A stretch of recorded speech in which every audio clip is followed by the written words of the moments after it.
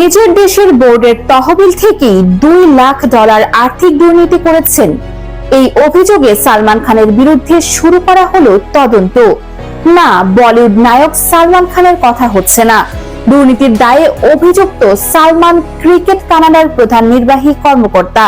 2024 সাল থেকে 2016 সাল পর্যন্ত ক্যালগারি এবং ডিস্ট্রিক্ট ক্রিকেট লিগের সভাপতি থাকার সময়ে সালমান এই দুর্নীতি করেছেন বলে মনে করা হয়েছে।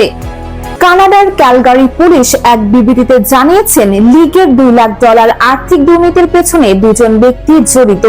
তাদের মধ্যে একজন হলো সালমান। পুলিশের দাবি, এই অর্থ লিগের পরিকাঠামোর উন্নয়ন এবং মেরামতের জন্য একটি বিশেষ সংস্থাকে দেওয়া হয়েছিল, কিন্তু সেই কাজ এখনো সম্পূর্ণ হয়নি। উল্টো নিম্নমানের জিনিসপত্র উচ্চ দামে কেনা হয়েছে। তাই সালমানের বিরুদ্ধে তদন্ত শুরু হয়েছে। পুলিশ জানিয়েছে যে চেকের মাধ্যমে এই অর্থ নির্দিষ্ট কিছু ব্যবসায়ী এবং ঠিকাদারকে দেওয়া হয়েছে।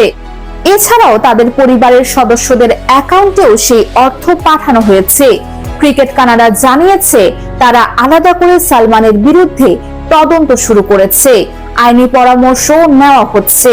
বিভিন্ন দিক থেকে বিভিন্ন ধরনের তথ্য সংগ্রহ করা হচ্ছে।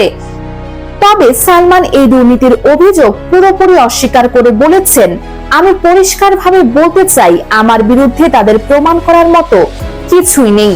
আমি এটা নিয়ে একেবারেই ভাবছি না। News Bengal news desk.